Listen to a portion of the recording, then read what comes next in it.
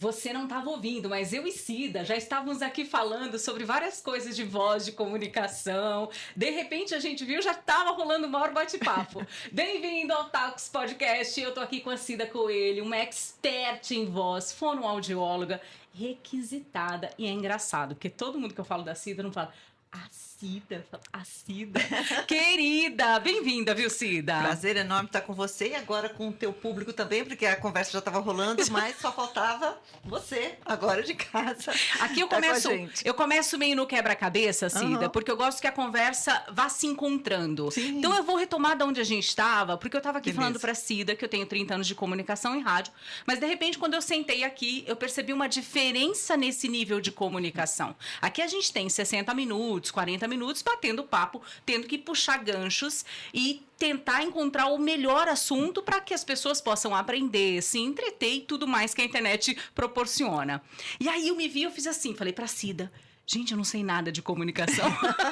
Não, perfeito, mas isso tem uma explicação muito simples, tá? Ai, que bom. Porque cada cenário de comunicação requisita do nosso cérebro um determinado enfoque, um determinado trabalho. Então, no teu trabalho na rádio há 30 anos, talvez no começo você ali gastava um pouquinho mais de energia, depois de um tempo aquilo já ficou automático, mas ali está dentro de um cenário que você já conhece, é um cenário diferente, hoje já está no automático.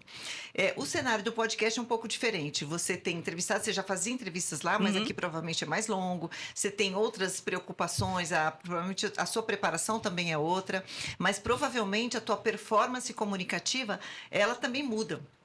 Muda muito. Porque no rádio, como a gente não tinha até então, hoje a gente tem o auxílio das câmeras, tá tudo na internet, a gente tinha essa liberdade de jogar a emoção mais alto. Então você gesticula, você canta, você dança. Mas aqui você também pode, se você quiser. Aqui também pode, mas quando eu fui fazer televisão, era essa a questão. Sim. Ainda bem que eu peguei numa fase que falou assim, Tatá, pode ser quem você é, mas só toma cuidado que a televisão é uma caixinha. Não vai sair da caixa. Senão você sai muito fora, né, da visão de todo mundo. E a comunicação é tão maravilhosa, Cida, porque ela tá em tudo, igual a gente estava falando aqui antes de começar. Exatamente. Todo mundo precisa falar melhor, todo mundo precisa se expressar melhor. Sim. Tem até um vídeo seu no Instagram em que você fala isso. Se você tá demorando 1 hora para gravar um vídeo... Tem alguma coisa errada. Tem alguma coisa errada. Tem alguma coisa errada.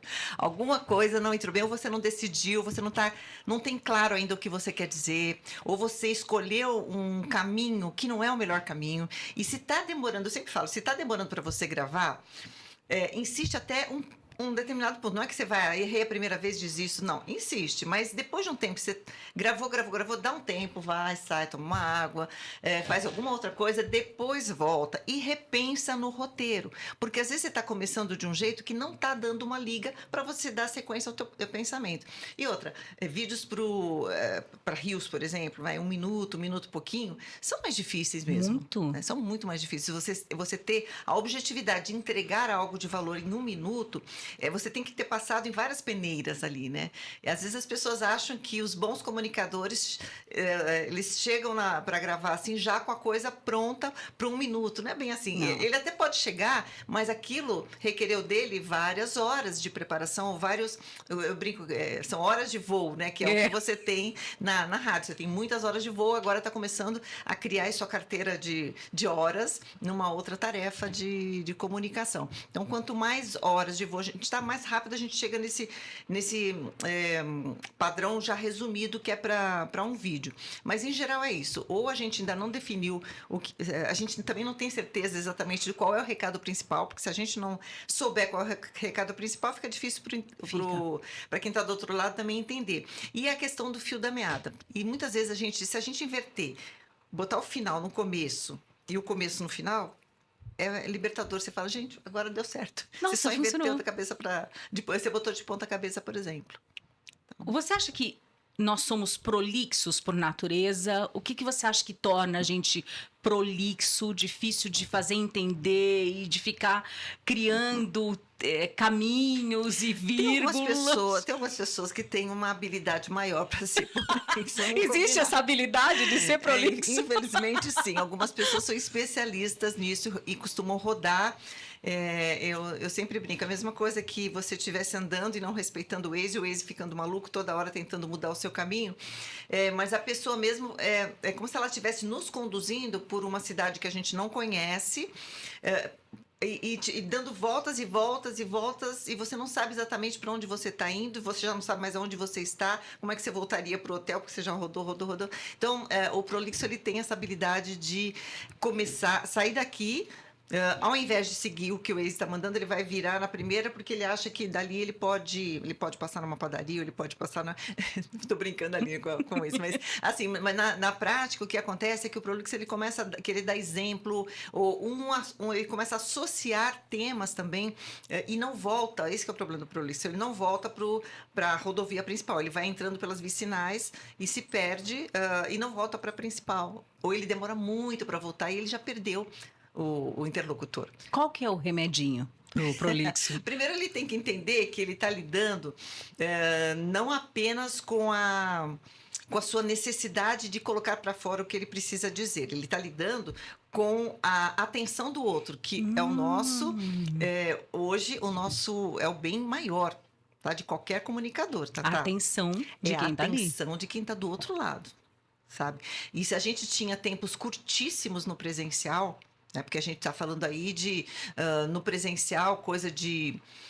As primeiras impressões, elas são já no primeiro minuto, mas geralmente a gente tem de 3 a 6 minutos para uma certa tolerância para a gente ficar vendo se aquele palestrante vai rolar, se eu vou ficar ali naquela palestra, se eu vou ficar... No presencial, eu estou falando. No presencial. Tá? E se no presencial for lido, se a pessoa for ler alguma coisa... Aí não tem 3 minutos, não tem nada, tem 40 segundos no máximo. Se você vai ler, a pessoa que lê um discurso, ela tem que ser muito sucinta ou muito boa para ler alguma coisa, porque o tempo de atenção cai muito. Então, esses tempos estão cada vez ficando menores e para a questão no digital hoje já é muito menor mesmo. Quer dizer, a gente está falando de reels aqui de 1 minuto e meio. Exato. Que quem pega para gravar sem experiência é um sofrimento absurdo, porque você tem que condensar a informação, passar a ideia e o contexto e entregar dentro desse tempo. Aí a gente pode já até dar uma dica. Se você ainda não tem costume, se você vai ficar tentando fazer um gol logo de cara, você não tem nem habilidade com a bola ainda, não sabe, enfim, e já vai querer fazer o gol em 1 minuto. Então, o que eu recomendo? Pega um tema ou pega algo que você queira, mas fatia esse tema, escolhe uma fatia, não vai falar do tema inteiro, porque, vamos supor, a pessoa é um advogado, é um médico, é um contador. Você não precisa falar de tudo que você sabe, mas você precisa escolher um assunto para falar. E, às vezes, não é nenhum assunto, você pode escolher uma única pergunta a respeito daquele assunto. Ao invés de falar assim, eu tenho que falar em 1 minuto sobre isso, que vai ser muito mais difícil, faz uma primeira gravação com tempo livre, mas assim, um tempo livre que não passe de 15 minutos. Esse é o treino, tá? Depois de 15 minutos você baixa para 10, depois desses 10 você baixa para 5, tipo assim, então você fez 15. Tá ótimo, você falou tudo em 15, tá bom. Então você vai falar a mesma coisa, só que você só tem 10 minutos. Muito bem, fez em 10 minutos. Agora você vai repetir, você vai tentar falar a mesma coisa, só que em 5 minutos até você chegar em 2, em 1. O mesmo assunto. E se você tivesse só 1 minuto? Porque aí você vai ter que você vai sentir muito a dor do corte, porque muita coisa vai ficar para fora. Muita coisa. Acho que quem começa a fazer vídeo fica isso. Mas eu não passei tudo. Não dá. Não dá, mano. Por isso que é importante não é pra passar mesmo. Fatiar realmente. Ninguém quer saber tudo. Eu também acho. Ninguém quer saber tudo de bate-pronto. A pessoa só quer um pouquinho. E aí vai adiante. Agora, lógico, há exceções. Então, se você vai falar de um tema mais complexo, a gente tem aí um bom exemplo, são os TED Talks, que ficam em torno de 18 minutos. Então, são especialistas que vão gravar, vão falar, geralmente eles gravam ao vivo com plateia. Então, são especialistas sobre um tema, a plateia também está ali porque quer ouvir aquele tema, e um grande especialista vai falar sobre um grande tema em apenas 18 minutos, porque é pouco para você falar. É pouco. É pouquíssimo, tá? E também, assim, inclusive tem alguns livros, alguns autores que tratam exatamente qual a habilidade que esses caras têm, né? Você já tem que chegar chegando. O primeiro minuto já tem que mostrar para as pessoas por que vale a pena elas continuarem prestando atenção. Então, eu posso ter 18 minutos, mas não significa que eu tenho que ficar 18, que é falar livremente. Eu tenho que sempre lembrar que os primeiros minutos, né, principalmente o primeiro minuto, é o momento que eu falo para você, assim, para o teu cérebro, ó, fica comigo, porque vale a pena. Entendeu? Você já pensou nisso, naquilo? O que você faria se não sei isso e não sei o que? Então você joga já algumas coisas para a pessoa, verdade. Aí ela vai falar: nossa, esse assunto me interessa, porque eu tenho que fazer com que o meu tema se encaixe de alguma maneira em alguma gavetinha que você tem no seu cérebro. Claro. Né? Então, pra gente, até que de uma certa forma, o nosso tema de comunicação ele se encaixa em várias gavetinhas, né? Porque muitas pessoas, né? Acho que quase todos nós temos, mas para a maioria dos assuntos, certamente, se você buscar, você vai encontrar uma gavetinha boa para abrir nesse primeiro minuto. Se conseguiu ficar no primeiro minuto, aí você vai voar. Vai embora. Tem um TED que fala, que é um palestrante, que ele não fala nada. Não sei se você já viu esse vídeo. Ele não fala nada. Então, ele ficou os 18 minutos falando sobre nada. Então, eu vim aqui falar sobre nada. Porque, na verdade, nada é o que você estava esperando. Então, eu vim aqui para trazer informações que, na verdade, não vão te levar a nada. E ele vai falando nada, do nada, do nada, do nada. E passa 18 minutos. E as pessoas prestam atenção. Só que, no final, você quer levantar e aplaudir. Porque a oratória, a presença de palco, é fantástica. Sim, mas são assim, certamente é um cara talentoso, com as palavras, não há dúvida, mas certamente ele tem horas de voo com esse brinquedinho chamado máquina de falar e máquina de pensar. De pensar também. Isso, exatamente, que eu sempre falo. Quando a gente vai trabalhar com a questão da comunicação, a gente tem que pensar que a gente tem uma máquina de falar que é comandada por uma máquina de pensar. E essa máquina de pensar, ela tem que pensar no assunto e ela tem que segurar a onda da emoção também, dependendo da situação, né? Para muitas pessoas, a questão da emoção acaba sendo um freio de mão e que perturba a máquina de pensar, que tecnicamente tem tudo claro ali para entregar, mas a máquina o emocional, aí fica uma guerrinha ali, uma briga boa. Então vamos contar agora quem é a Cida, de onde a Cida vem, como que a Cida começou. Legal, ótimo. Bom, a Cida Coelho, parece que hoje fala com tanta facilidade, né? Mas nem sempre foi assim para mim, tá? Eu dei aula há muitos anos, mas até mesmo o início na minha carreira docente foi um grande desafio para mim, vencer, aceitar a tarefa e ir, assim, tanto que eu gastava horas para preparar uma aula, eu gastava horas e horas e horas e horas para preparar aquela aula, sabe? Então, mas valeu a pena, assim, foi todo um trabalho que, assim, eu me desenvolvi muito. As minhas horas de voo principais para minha comunicação, eu desenvolvi dentro de sala de aula de universidade, dando aula para cursos superiores, né, de fonoaudiologia e também de jornalismo, rádio, TV, publicidade, essas áreas aí, né?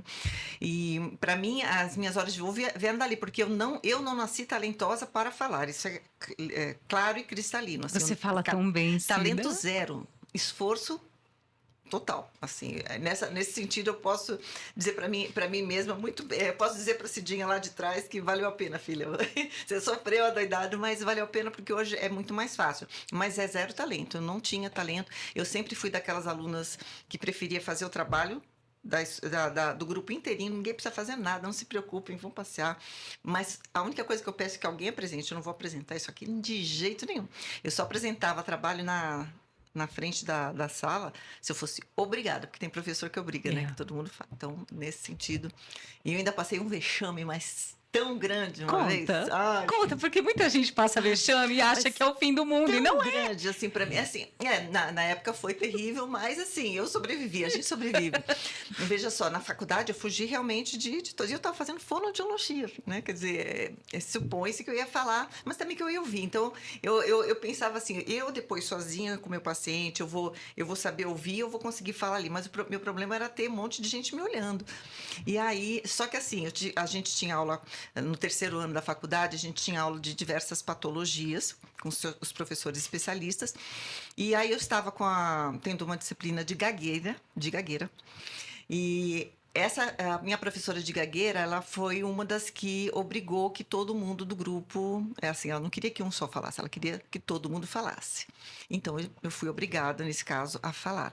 E, logicamente, que diante de uma situação extremamente estressante para mim, que era falar em público, olhando para todo mundo da minha sala, que eu raramente costumava olhar assim, desse jeito, porque como eu fugia, né? Então, aquilo foi muito estressante para mim. O que aconteceu?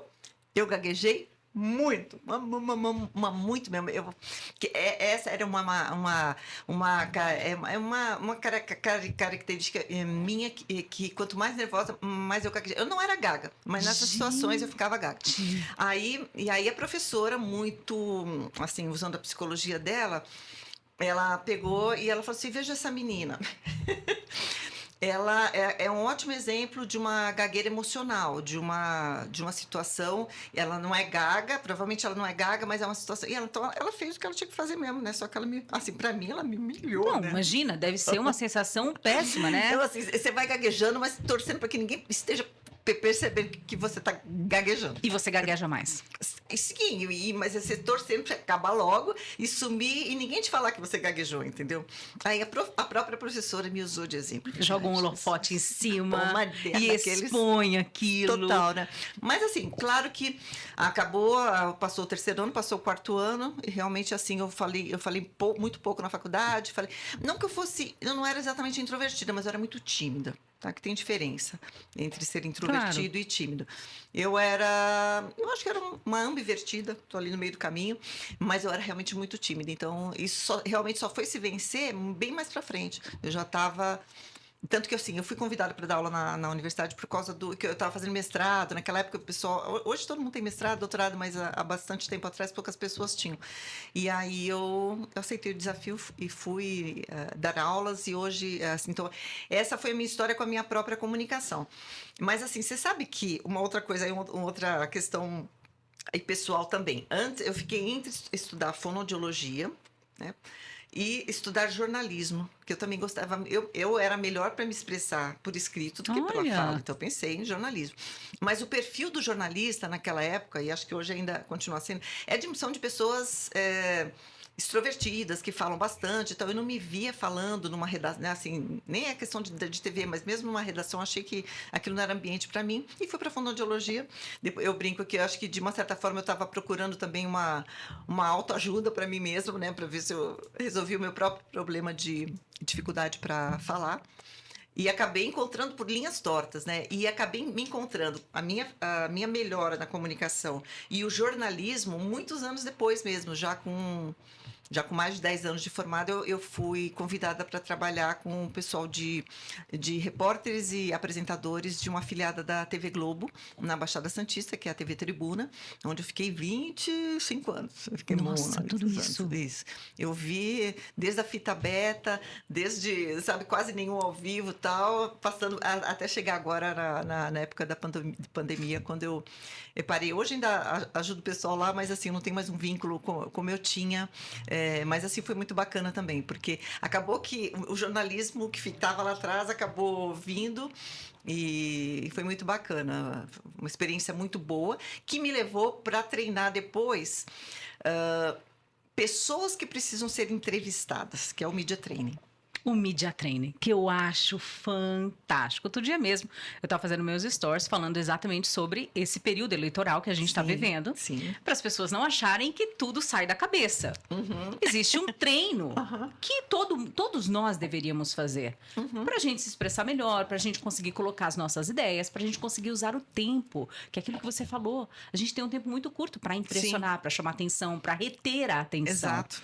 E como explica para quem não conhece esse trabalho de Media Training. Tá, eu vou falar do como é que é o trabalho de Media Training, mas depois me lembra de voltar a falar como é que qualquer pessoa pode treinar. Porque a gente não precisa de ter um treinamento específico como o Media Training.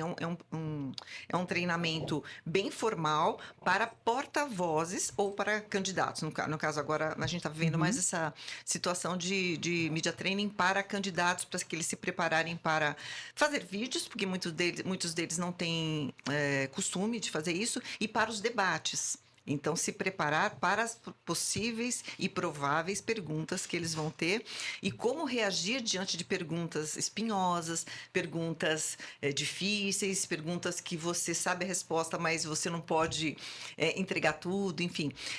Então, aí, geralmente, esses treinamentos são feitos de forma intensiva, um dia inteiro, às vezes um dia e meio, depende, às vezes 2 dias. Nessa época agora, às vezes temos treinamentos até de 3 dias. Nossa. Então, que é uma imersão total em todo, porque assim, não é só a máquina de falar que tem que ficar pronta, a de pensar também. Então, você tem que trabalhar com os temas, com as temáticas daquele candidato. Então, não tem um media training que serve para todo mundo.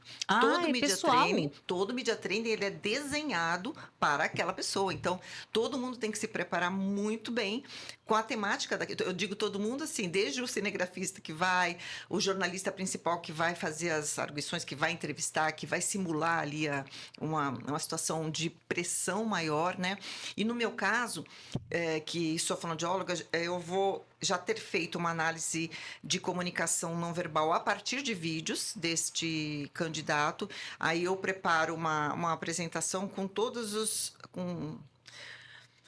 tudo de positivo e de negativo que eu vi, né? E dividido também nos 3 pilares que depois a gente pode voltar neles, que são os recursos sonoros do candidato ou do comunicador ali, os recursos visuais, aí entra desde a quantidade de tempo que ele consegue manter contato visual, como é que é o gestual dele, a postura, tal, porque tudo isso informa muito, né? Roupa, cabelo, barba, tudo, maquiagem, tudo.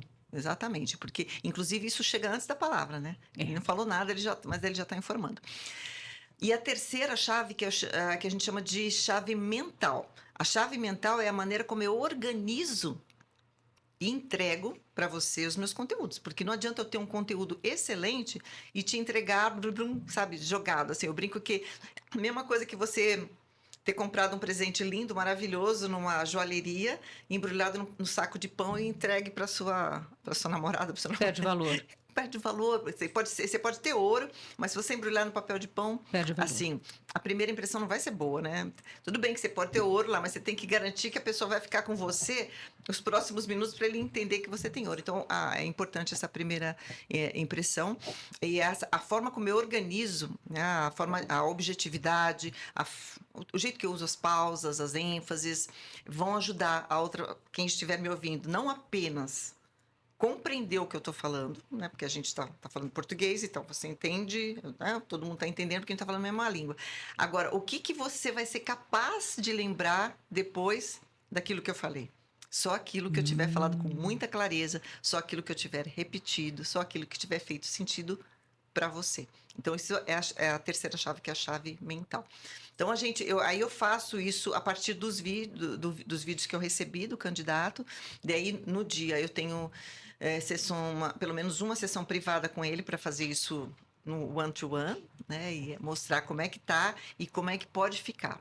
E aí, então, eu vou dar as dicas, tal, vai por esse caminho, vamos fazer, blá, blá. Então, isso geralmente, esse one-to-one comigo já é num segundo momento, porque o primeiro momento é um momento onde ele é exposto a um quebra-queixo, que a gente chama, que são perguntas, ele não estava preparado, então ali já vai ter ele vai ter vivido uma situação ruim, depois ele vai assistir comigo, tanto o que ele acabou de fazer, quanto os vídeos que eu havia recebido antes, e vai receber as orientações. E aí nós vamos para uma outra rodada. Só que aí eu já preparei, eu já treinei, seguinte... Você vai receber, diante dessa pergunta, você vai ter que falar com mais firmeza, a sua resposta vai ter que entrar assim assado, você vai ter que falar mais alto, você vai ter que articular melhor e por aí afora. Esse é o treinamento do Media Training, que não é só para o candidato, isso é importante, na maioria das vezes, né, fora de tempo de campanha, a gente faz media training para porta-vozes de empresas, né, de diversas corporações. Então, pessoas em cargo de liderança e que possam ser porta-vozes estratégicos para as empresas também recebem um treinamento. No caso de uma crise, no caso Exato, de qualquer tipo de comunicação, precisa ter alguém ali. Exatamente. Assim, a crise, com certeza, é importante se prever todas as situações de risco que podem colocar a empresa diante de uma situação de crise, mas fora dela, muitas vezes, você pode... É importante que o discurso esteja alinhado para que, de uma forma proativa, a empresa consiga se colocar, se posicionar nos grandes meios de comunicação. Aí, para cada uma também dependendo da empresa, estar bem colocado, bem posicionado, não é estar na Globo, por exemplo, é estar no Valor Econômico. Para outra, ele precisa estar na Band, ou assim, porque tudo é direcionado dependendo do seu produto, você vai para o lugar correto.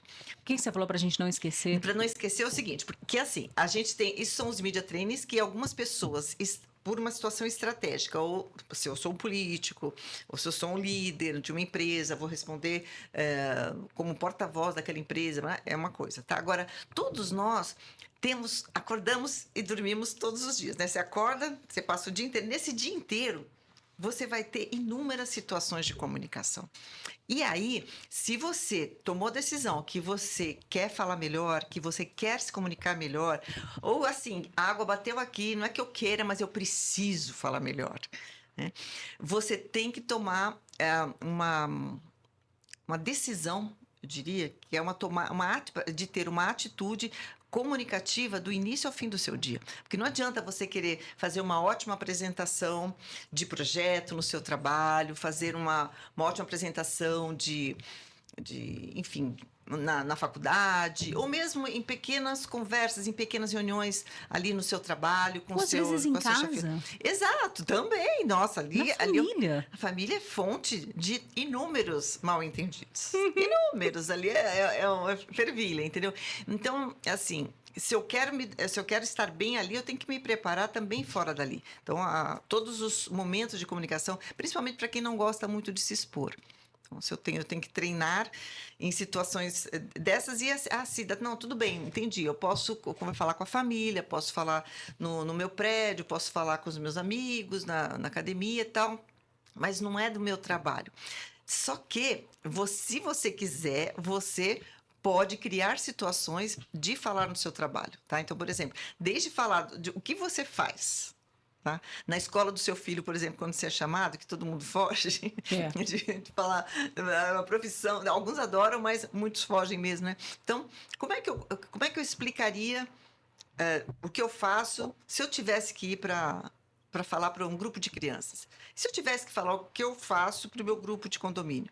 Se eu tivesse que falar sobre o que eu faço? Então, fazer exercícios assim, sente na frente do espelho, fique de pé na frente do espelho. Olhe com bons olhos para você mesmo, veja o que te agrada, o que não te agrada, o que você pode melhorar. Melhorar a comunicação envolve muito autoconhecimento e autoestima. E a autoestima, ela não precisa estar lá nas alturas o tempo todo, mas a gente tem que ter um pouquinho às vezes até de compaixão com a gente mesmo, para a gente se ajudar. Porque assim como tem compaixão com os outros, a gente quer ajudar os outros, a gente tem que ajudar a gente também. Calma, respira, se analisa, se conhece. Meu cabelo tá horrível, ok. Então, o que eu posso fazer com o meu cabelo? Não, porque a pessoa fala, não me grava, Cida, porque eu só fico olhando, meu olho tá torto, minha sobrancelha não tá feita, não sei o que lá.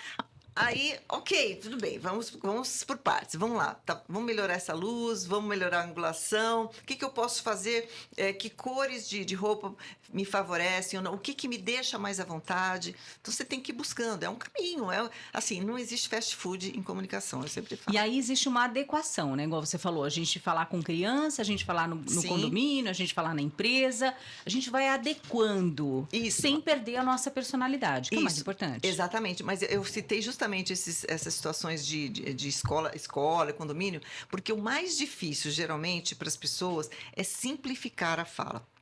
Porque o que acontece? Você está na empresa, até para você se sentir incluído, desde a primeira semana você vai aprender todos os jargões que as pessoas usam ali. Então, daqui a 3 meses, você é o rei dos jargões. Entendeu? Aí você fica ótimo na bolha, mas se você der um passo para fora, ninguém entende o que você diz. Então, isso não é legal também. A gente tem que ter flexibilidade. de falar de uma forma técnica quando o ambiente exige e falar de forma simples, tá? Por isso que aí entra a adequação, tá? Adequação. Porque o problema é que muitas vezes as pessoas acham que falar jargões é sinal de segurança, de que você domina ali a coisa, mas se você sai daquele ambiente e não se adequa no outro, você é um baita sinal de insegurança. Uma pessoa que só usa linguagem técnica, sabe, na hora do churrasco, E fica chato. Chato, é pura insegurança. Fica chato. A gente está falando sobre adequação, sobre gagueira. Tudo isso tem aqui. Uhum. Qual é a relação do nosso cérebro, das nossas emoções com tudo que sai da nossa boca? Essas emoções não trabalhadas, elas podem impedir o sucesso de alguém, por exemplo? Sim, elas podem retardar muito. Elas puxam freio o tempo todo, se a gente deixar. Elas puxam freio.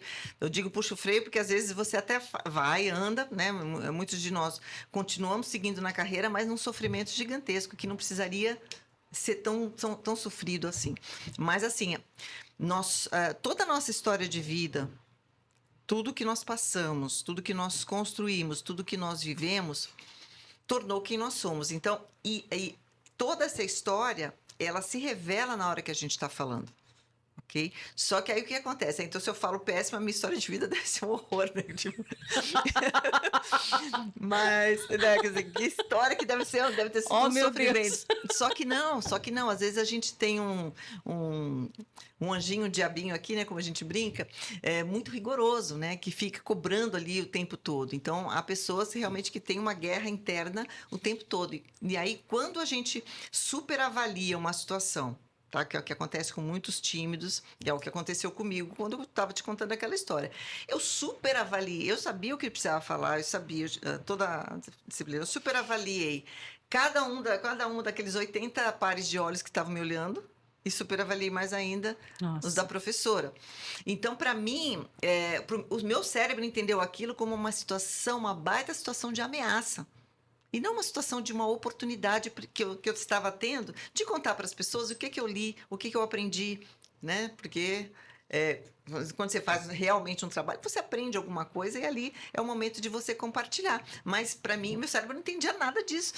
E aí, se você for olhar lá para trás, como é que os nossos ancestrais faziam, eles tinham que ser rápidos também, né?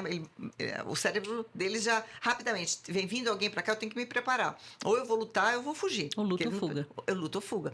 E aí, o meu cérebro, por exemplo, que eu acho que há muitos outros cérebros por aí parecidos com o meu, entendiam aquela situação como uma situação de luta ou fuga. Eu não vejo... Então, para mim, era uma ameaça.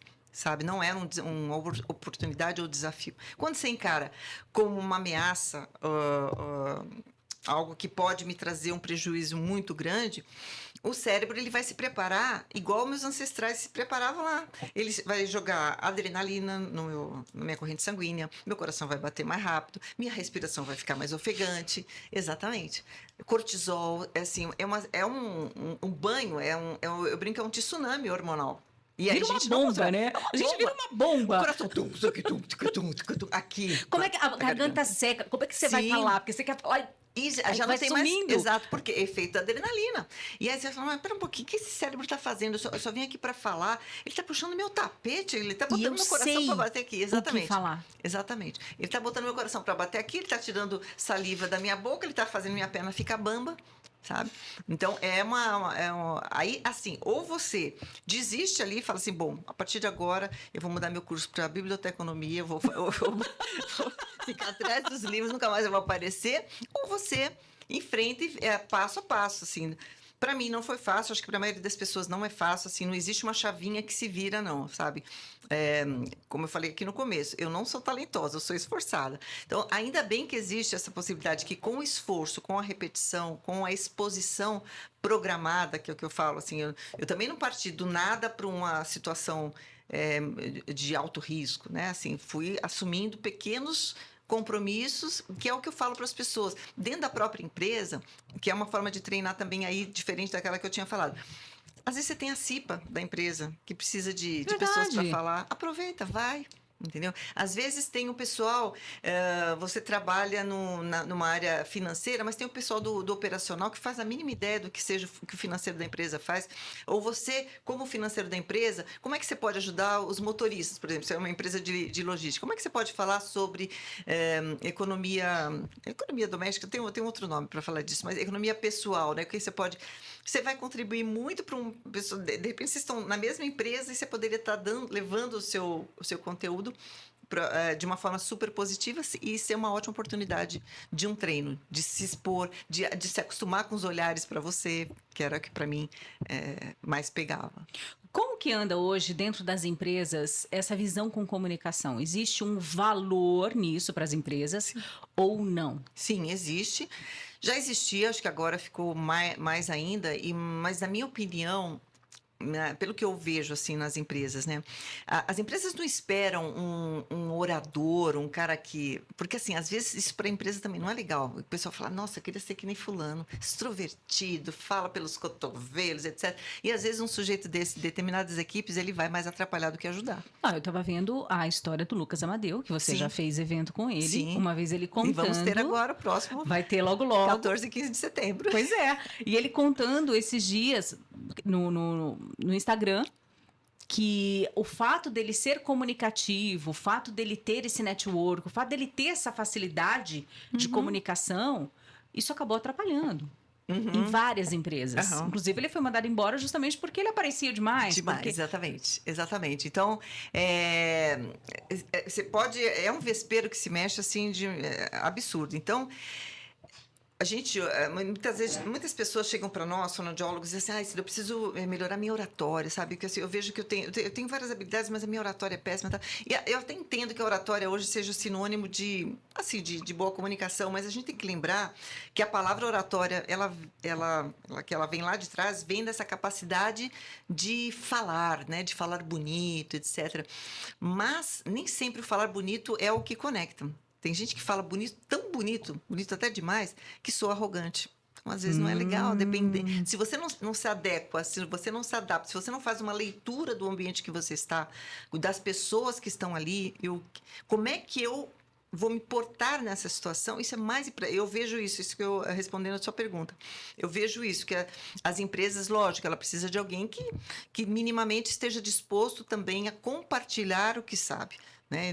Hoje em dia já é bem complicado, por exemplo, para o pessoal de TI, que antigamente o cara de TI ele veio lá do videogame desde pequenininho, né? Depois ele ficou só programando, então falar que é bom nada.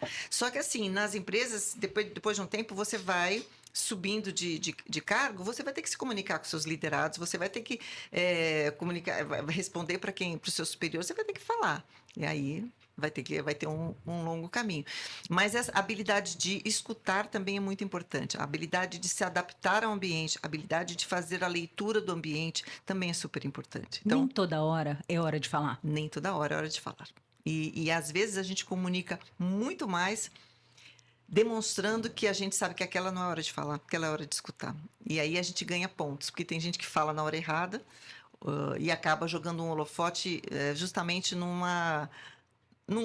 entre aspas, num defeitinho, que é a excessiva, um certo narcisismo ou egocentrismo, eventualmente. A ambiência, ela contribui e às vezes deteriora a comunicação de alguém? Um local de trabalho em que você não pode se expressar, uma casa, de repente, em que você não pode se expressar.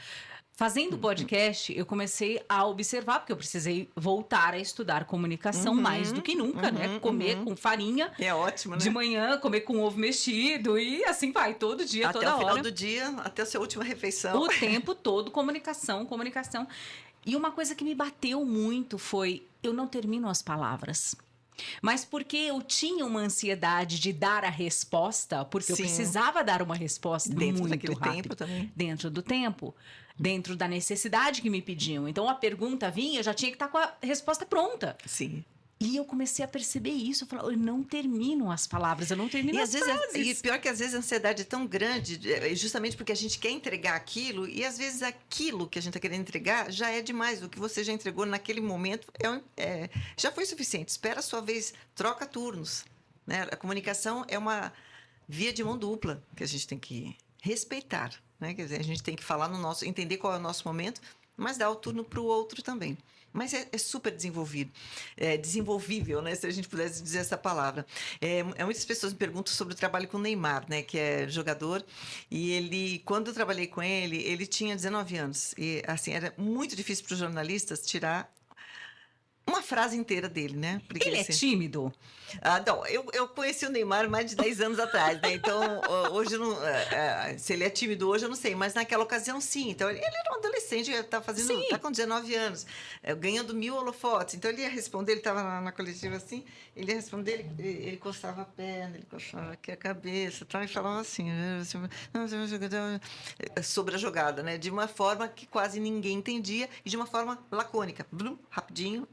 E aí, mas assim, nossa, foi praticamente um ano eu indo no centro de treinamento, treinar com ele durante um ano, para que houvesse um desenvolvimento, para que ele fosse capaz de começar a responder melhor nas entrevistas e tudo mais, e depois também comerciais e coisas que ele começou a fazer. Então, ali foi o primeiro pontapé, e o que eu brinco, né? Eu pego na mão, né? O meu trabalho como fonoaudióloga é trabalhar one-to-one sempre, né?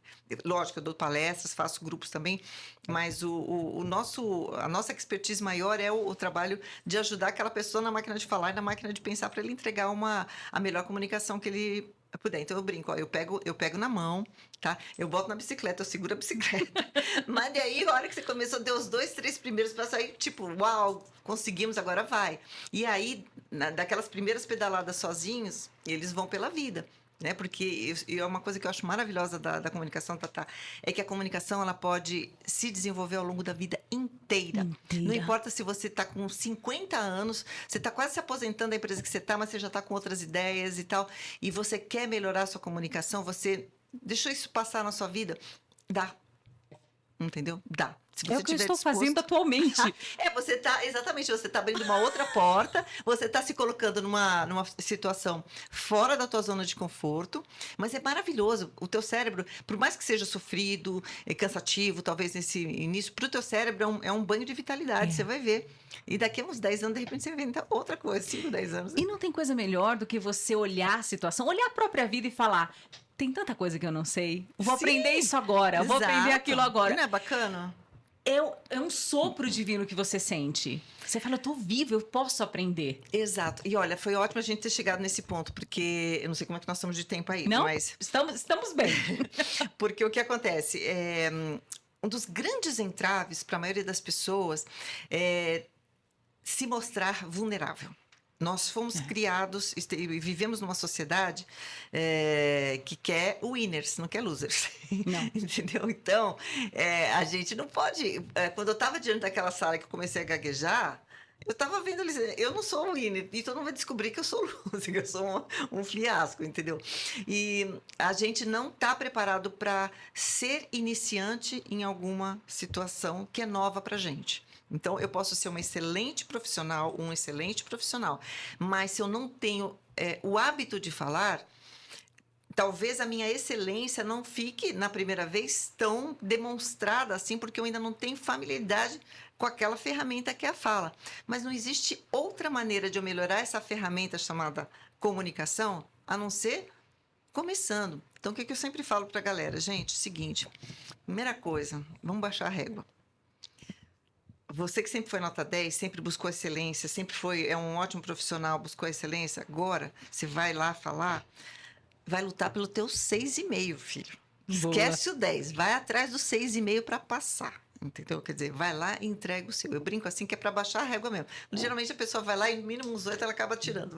Entre aspas, estamos falando aqui metaforicamente, mas nesse sentido, porque se a gente quiser, se você quisesse chegar começando com os seus podcasts e arrasar sendo a mesma pessoa, talvez isso seria muito mais difícil para você, e eu nem acho que seria bom, porque eu acho que é interessante as pessoas conhecerem o lado B ou C agora da Tatá. É lógico. Não é? E que é uma coisa que...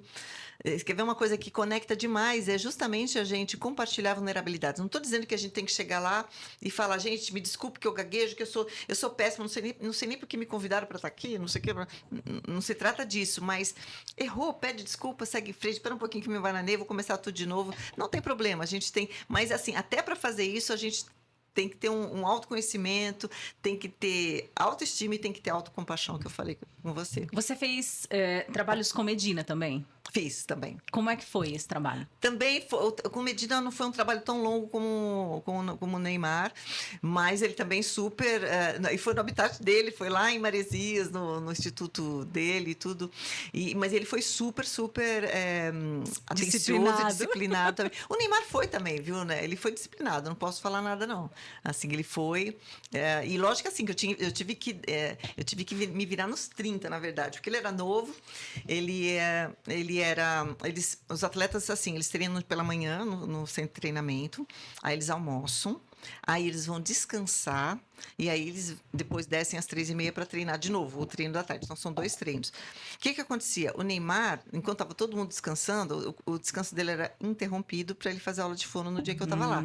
Então, imagina, né? A criatura, né? Oh, meu Deus do céu, vou ter que... Mas, assim, eu fui tornando as coisas para ele um pouco mais palatáveis. Eu fui trabalhando com conteúdos dele. Então, eu desafiava ele com falas e com leituras e tal, com coisas que ele... Então, na época fizeram o pessoal do UOL fez uma reportagem comigo e como é que chama? O título da matéria foi Neymar, fonoaudióloga ensina Neymar com pagode e revista de ciências. Ai, já quero saber, como que é a parte do pagode? Me conta. Porque a parte do pagode, eu levava o computador para ele ver a voz dele fazendo modulações. Então, por exemplo, se eu faço um... Isso, se você tem um programa de voz, você vai ver aquelas mudanças. E aí, foi a maneira de que eu encontrei para ele, de ele ver que, ao cantar, por exemplo, ou murmurar um certo pagodinho, que na época era bem... Né, o pagode estava bem em alta. Então, eram coisas que ele sabia de cor. Então, ele podia cantar a melodia para mim, murmurando, por exemplo, para depois cantar falando mesmo, e ver no computador como é que diferença fazia se ele abria a boca, se ele não abre a boca, como é que ficava o espectro do som. Isso era com música. Agora, se a gente tivesse que fazer leitura, eu também usava coisas... uso muito... diálogos, né? Coisas de teatro também e tal, a gente usou. Mas eu levava... meus filhos na época também eram... Eu tinha filhos, eu tenho 3, né? Mas eu tinha filhos nessa idade que ele tinha nessa ocasião. E aí eu era assinante da Super Interessante. E aí mas eu não levava a revista inteira, eu levava assim uns trechinhos. Você sabia? Você já pensou nisso naquilo? E geralmente ele nunca tinha pensado naquilo. Porque é super interessante, realmente é super interessante. É super interessante. Que traz coisas, né? Traz ali um conhecimento que você realmente nunca parei para pensar sobre isso. Então, e aí ele, tipo assim, ele gostava por conta disso. Cada hora eu levava uma coisa diferente também. Então ele ajudou, colaborou bastante. Quando você vê o Neymar numa entrevista hoje, você fica observando? Assim, ó, pra falar bem a verdade, hoje nem tenho visto mais, mas durante bastante tempo, sim, né? A gente fica ali naquela... Mas, assim, para mim, eu sou uma pessoa que, assim, eu assim, até trouxe essa questão do Neymar, porque, assim, ninguém quer saber qual faculdade que eu fiz aqui em São Paulo, onde que eu fiz mestrado, onde que eu fiz doutorado, o meu currículo mesmo, acadêmico, que eu sempre me orgulhei, hoje... O pessoal quer saber, vai apresentar a Cida Coelho, que foi a fonoaudióloga do Neymar, que foi a fonoaudióloga do Medina, é a fonoaudióloga de vários executivos da TV Globo. CEOs da TV Globo, CEOs e executivos de multinacionais sediadas em São Paulo, blá, blá, entendeu? E assim, ninguém quer mais saber daquele currículo que antigamente, né, era valorizado, né? Então, mas ok, então no começo eu não gostava disso. Falei, gente, pelo amor de Deus, agora eu não vou falar do Neymar até quando, né? Mas assim, hoje em dia eu super entendo e ok, né? Não é uma coisa que me incomoda. Mas assim, aí eu passei por esse processo de no começo não gostar, depois de gostar, mas assim, agora até eu nem sei em que time que ele tá, não sei se ele tá fora. Ele tá fora, ele né? Ele tá fora. Então eu acabo que eu não tenho acompanhado muito e a fila anda, né? Assim, eu acho que claro, Claro! Você está falando de um Neymar de 19 anos. Exatamente. Mas, por exemplo, agora que a gente está vivendo o período de eleição, meu negócio é preparar... assim, eu tenho que ajudar os candidatos que me procuram, de uma certa forma, a se comunicarem bem no vídeo e a se prepararem para debate, é isso, né? E os porta-vozes, mas isso já, os porta-vozes é o de sempre, a não ser que a gente esteja numa situação de crise, estarem preparados para falarem de uma forma alinhada com os seus conteúdos. E você está fazendo candidatos aqui em São Paulo ou não? Eu tenho do estado de São Paulo, mas eu tenho vários de outros estados, porque é uma majoritária de prefeitura, então eu não estou com nenhum candidato de São Paulo, mas estou com vários de outros estados. Aqui em São Paulo a gente tem uma questão. A gente tem um grande orador, Pablo Marçal, que é um grande orador, tem o poder da palavra, porque dá muitas palestras, está aí há tanto tempo falando. E a gente tem os outros que... A gente tem um apresentador, né, da Atena, que nos primeiros debates todo mundo virou meme, porque gaguejava demais... E os outros que estão dentro do formato político. Né? Veja só, da Atena gaguejando, não comparando comigo, mas assim, é um outro cenário, né? Quer dizer, o da Atena da TV, ele até pode dar as gaguejadas dele, porque ali tem todo uma sincronia, um sentido ali, né? Em outro ambiente, mudou o cenário, aquilo que a gente falou aqui no começo, muda a requisição cerebral dele mesmo, talvez ele gagueje até mais lá, mas também muda o outro lado, quem está escutando não quer aquilo, entendeu? Assim, naquele momento não. Exatamente, sabe, assim, aquilo que na TV, por exemplo, o próprio Silvio Santos era um que fazia, e aí depois virou até meme, eu acho que no final ele já devia fazer isso até como uma forma de... Vira até um carimbo, uma marca da pessoa. Sim. O da Atena mesmo, a gente já era um meme, essa que ele fala. Agora, quando a gente vai para um debate, que todo mundo olha que ele precisa concluir dentro de um tempo a proposta, eu falei, não sabe falar. Exato. Como comunicação, a gente precisa estudar o tempo todo. O tempo todo. Mas, assim, o que eu acho bacana, né, Tatá, assim, que eu acho que deve ser o que você pensa também, né, já que você está nesse campo de comunicação, que todos podem se comunicar melhor. Qualquer pessoa pode melhorar a sua comunicação. O que eu não recomendo é que você coloque uma meta inatingível. Eu quero ser, gente... Eu só saio de casa se for para ser igual o Silvio Santos. Só saio de casa se for para ser igual o Pablo Marçal. Não. Até porque, gente, ficaria fake, né? Você tentar ser aquilo que você não é. Então, já que a nossa comunicação ela diz muito de quem nós somos e como nós estamos nos sentindo, eu preciso ter uma conversa interna aí, fazer as pazes comigo mesmo e encontrar a minha melhor versão. Porque você não pode abandonar toda a sua história, todo o seu passado, o que você construiu, o que você estudou e o que você passou, porque às vezes a pessoa passa uns perrengues danados mesmo, né? E, enfim, cada um tem sua história aí que está marcado. E a gente não pode simplesmente largar isso. Então,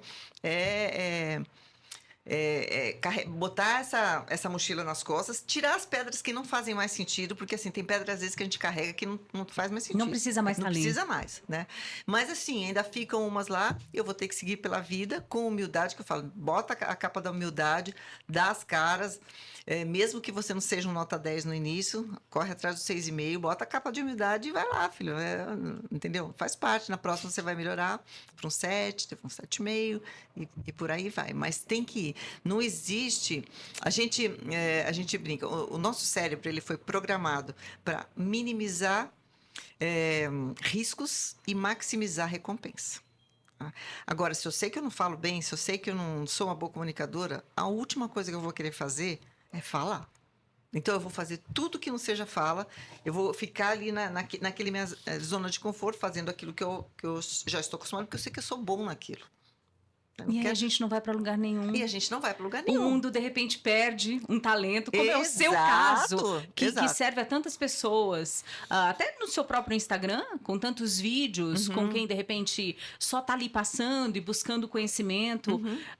Eu acho que o mundo perde quando a gente deixa de evoluir e deixa de ter... Muito, eu vou te falar. Essa empatia com a gente mesmo, de falar, tudo bem, eu tô aprendendo. A gente não pode generalizar, né? Mas o mundo precisava de que mais introvertidos e tímidos dessem as caras. Também acho. Porque tem tanto valor, tem tanta gente com um valor muito grande, muito bom, com conhecimento, com parcimônia, com perspicácia, e que a gente não vê porque se escondem. Enquanto isso, a gente tem alguns influencers e tal, que são ótimos comunicadores, que prometem mundos e fundos dentro de uma bolha, de uma nuvem vazia, muitas vezes. Completamente vazia. Exato. Só fala. É aquela fala que é aquilo que você falou. Tem hora que a gente não tem que falar. Exato. E tem gente falando sem parar desnecessariamente. Exatamente. Vamos ver até onde vai isso, né? Porque é um fenômeno isso que a gente está assistindo. E eu não tenho... eu sou totalmente... eu sou muito... nesse sentido, eu não espero que volte ao passado, de jeito nenhum. Eu acho que vamos ter que andar para frente mesmo. Mas também acho que a gente já viu tantos sobes e desces, assim, então não sei até onde o Instagram vai continuar sendo o Instagram que é hoje, pelo que ele vai ser substituído. Mas, assim, a comunicação mudou. Assim, a gente que vem de... Eu quando comecei dando aula, sala de aula lá atrás, falar para uma sala de aula é uma coisa. Hoje, é que eu não estou mais dando aula, mas se eu entrar numa sala de aula, é outra coisa. Deve ser um desafio absurdo. Absurdo. Mas me fala, você vai estar no evento do Lucas Amadeu. Gestão e Influência, que é assim, eu acho que se você puder deixar a descrição depois para o pessoal que tiver interesse, é um evento muito legal, são 2 dias aqui em São Paulo, e eu tô com ele desde o começo, e ele mora no meu coração, ele sabe disso, assim, ele foi um que, de uma certa forma, acho que a gente se entendeu logo nos primeiros minutos, porque eu falei para ele o seguinte, eu já vi que você fala rápido, e se você veio aqui para falar devagar, esquece. O ritmo de fala da gente diz muito do nosso ritmo interno. Então, provavelmente, você é uma pessoa acelerada, tá? Então, você não vai falar devagar. A única coisa que a gente precisa é que você fale de uma maneira que as pessoas entendam. Então, a gente vai ter que dar uma ajustada no seu ritmo e melhorar a sua articulação para as pessoas entenderem. Porque se a pessoa falar rápido e ninguém entender, não adianta. Agora, eu posso até falar rápido, mas se eu for bem clara nas palavras, as pessoas vão entender. Então, ele é um exemplo de um comunicador que se desenvolveu respeitando a própria maneira. Agora, ele é um cara que entende muito de marketing, né? Ele vem do jornalismo, trabalhou também nessa própria emissora onde eu era a fonoaudióloga, ele entrou como estagiário e tal, assim, depois foi fazendo a carreira dele depois no corporativo. Mas, assim, o forte dele é marketing. Ele tem um olhar, assim, uma visão absurda, né? E é carismático, super. Entende o que tá falando. Tudo que ele toca vira ouro, eu falei assim, literalmente, né? Tem uma personalidade maravilhosa. Super. É muito bacana. O seu Instagram? Cida Coelho Fono. Tem conteúdo lá sempre, assim, vídeo pelo menos uma vez por semana. Porque, assim, eu sou uma pessoa no Instagram que, assim, eu estou presente lá, mas assim, não é a minha principal, hoje o meu principal trabalho. Então tem semanas, essa semana é uma que eu vou ficar fora, mas também estou em São Paulo hoje, amanhã, e vou depois, no fim de semana também, de sexta e sábado, estar em outro lugar. Então, é uma semana que já vai ser corrida. Então, eu tenho um pouco de limitação, mas alguma coisa eu sempre tenho conteúdo. Adoro receber perguntas, respondo as perguntas, assim, sempre, eu acho que essa interação é maravilhosa e nos ajuda bastante muito também a direcionar os nossos conteúdos, né, Tatá? O que as pessoas estão buscando, o que elas estão precisando nesse momento. Sim. Cida, parabéns pelo seu trabalho. É um prazer te conhecer. Eu já te admiro há muito tempo. Legal. Você Nossa, vem de um também. lugar, você mora em Santos hoje. Moro. E Santos, gente, é uma coisa absurda. O tanto de gente talentosa que Sim. tem em Santos. Olha, Ícaro de Carvalho, Lucas Verdade. Amadeu, que era de lá. Verdade. Eu tenho um amigo lá, o Marcinho da Lab 3. Aham. Olha, Santos traz pessoas de Mas uma você sabe que cabeça sempre incrível. foi assim. A gente teve na área artística também, Neila Torraca, que era um ator, o Nuno Léo Maia era de Santos, o Sérgio Mamberti era de Santos. Assim, tem um histórico nas artes, assim, muito bacana.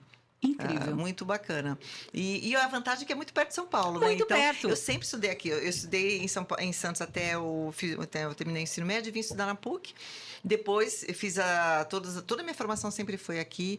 E sempre, então, assim, eu trabalhei bastante em Santos. Hoje que eu estou nessa fase realmente de treinamentos de comunicação, de media training e mentorias, eu venho bastante para São Paulo, mas aí eu vou em companies, né? Eu faço os treinamentos dentro das empresas. E a vantagem é que é muito perto, né? É muito perto. É aqui lá, aqui mas lá. eu acho bacana, mas assim, o que eu vejo hoje também nas empresas, nos grupos, né, nas equipes, quando eu estou trabalhando com as equipes em empresas, uma fartura de sotaque que eu acho maravilhoso. Então, tem gente do Nordeste, tem gente do Rio, tem gente do interior de São Paulo, um monte de gente. Então, que nem você falou assim, tem gente muito talentosa em Santos, mas tem gente talentosa, sabe, assim, em Ribeirão Preto, em Campinas, em Votuporanga, né, falando do interior de São Paulo, em Goiânia, em Tocantins. Então, tem gente talentosa em tudo que é lugar, sabe? Assim, então, a gente precisa só ouvir as vozes dessas pessoas, E né? eu falo, incentive um talentoso a continuar sendo talentoso. Isso, exatamente. Escreva lá no Instagram, já que o dedinho é nervoso, escreve lá. Nossa, que maravilhoso o seu trabalho. Nossa, adorei isso que você fez. Às vezes a pessoa precisa. Nossa, é verdade. Desse intuito, sabe, de continuar. E não isso é uma comunicação maravilhosa, né? Quer dizer, é muito melhor. Que é uma comunicação que vai além do ego, né? De quem fala. Assim, tá falando para o outro, sabe? Então, tem algumas regrinhas de etiqueta aí que eu acho que vale a pena, e essa é uma delas, né? Usar as palavras mágicas, mas de verdade também, né? Não adianta só você falar as palavras mágicas naquele ambiente, sair daqui no elevador, já ser mal educado ou grosseiro com a primeira pessoa que você encontrar. Então, tem que entender que é assim que as coisas funcionam, né? É assim que a gente vai ser mais feliz. Porque senão a gente vai se tornando ranzinza, viu? Muito. Vai se tornando ranzinza. E eu brinco, agora estou numa fase da minha vida, já estou mais velha, que a gente não tem mais esperança de algumas coisas, assim, de melhorar. Não no sentido da comunicação. Na comunicação, você pode melhorar até o fim da vida. Mas eu brinco que o pessoal vai ficando mais idosa, os defeitos só vão piorando. Vai ressaltando, né, gente? Não deixem isso acontecer. Se a gente deixar correr solto, o negócio vai piorando. Porque velho vai ficando ranzinza, vai achando que pode tudo. E não pode. Não pode. Senhoras e senhores, Cida Coelho, maravilhosa. Cida, todo sucesso do mundo para você. Obrigada, Tatá. Adorei te conhecer também. A gente possa levar esse seu conhecimento para outras pessoas. O nosso conhecimento. O nosso. Obrigada, Cida. Obrigada eu.